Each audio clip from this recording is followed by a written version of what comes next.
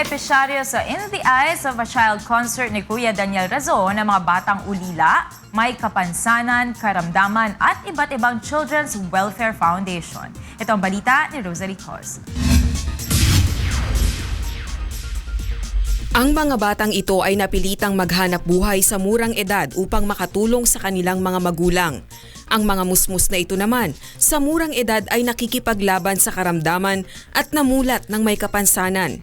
Sa kabila nito, nananatiling ang kanilang pagnanasang makapagpatuloy mabuhay. Sa 32 anibersaryo ng serbisyo sa Diyos at sa kapwa, pinili ni Kuya Daniel Razon na paglaanan ng tulong ang mga kabataang tulad nila upang makapaghatid ng pag-asa, pagtitiwala at pag-ibig sa bawat isa sa pamamagitan ng In the Eyes of a Child concert. Katuwang ang Members Church of God International at si Brother Eli Soriano, ilang Children's Welfare Foundation at mga batang may sakit ang nabigyan ng tulong sa isinagawang benefit concert.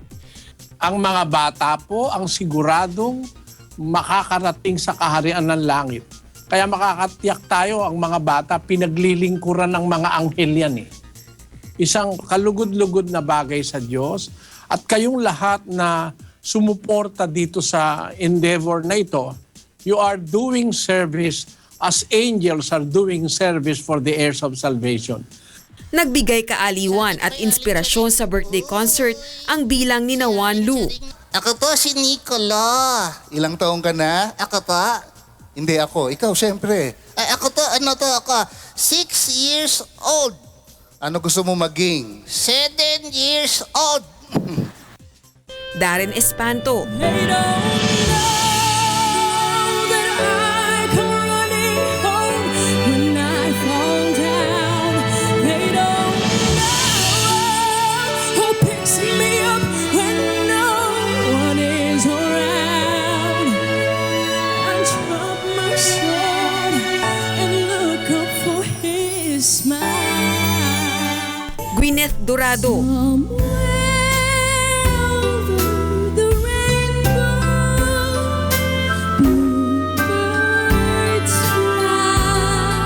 Chacha Cañete.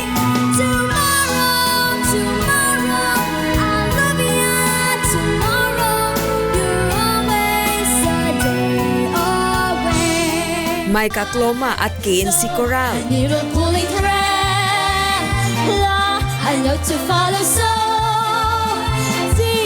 Drink we jam and bread that will bring us back to dawn. Aaron, Joshua, Pen. From now on, all I need of my life, all I want is be with you. I'll never leave your side. No matter how it will be returned, no matter how it will be done, I trust my faith upon you. The story of my life. At Kuya Daniel. From now on, till the last breath of my life, all I want is be with you and never leave your side. No matter how it will be written, raise me up so I can stand the mountains. You raise me up to walk on stormy seas. I am strong when I am on your shoulders.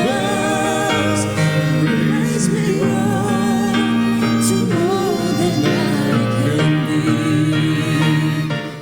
Pinagkalooban naman ng tig-100,000 piso ang mga organisasyong may kaugnayan sa paglingap sa mga kabataang ulila at ganun din ang mga kabataang nangangailangan ng pinansyal at medikal na tulong. Isa sa mga tumanggap ang Cancer Warrior Foundation na tumutulong sa mga batang may sakit na cancer at indigent. Muli, nagpapasalamat kami. You guys do not know us, but patuloy kayong tumutulong sa mga batang may cancer. Lubos na kami nagpapasalamat. Kaya kami nagpapasalamat din sa inyo because we know that this is an opportunity that you have given us para po magawa namin kung ano yung dapat naming magawa. Kaya may mahirap, kaya may mayaman. Kaya merong may kakayahan, merong kulang sa kakayahan.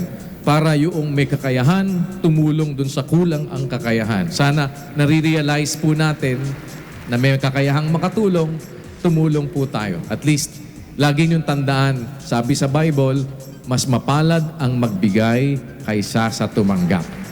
Isang magandang karanasan naman para sa mga batang tulad ni Darren at Gwyneth ang makabahagi sa advokasya ni Kuya Daniel. It feels nice to help po in the smallest way I can, and I feel blessed to be part of this type of show po. Gusto ko din po maging parang kay Kuya Daniel po, na makaka-inspire po ng mga bata at makakagawa din po sila ng mga bagay. Sa pagdiriwang ng ika-32 mabungang mga taon ni Mr. Public Service Kuya Daniel sa pamamagitan ng In the Eyes of a Child concert, nakapagbigay ito ng inspirasyon sa marami lalo na sa mga kabataan na gumawa ng mabuti sa nangangailangan ng walang hinihinging kapalit. Rosa Licos, UNTV News, Worldwide.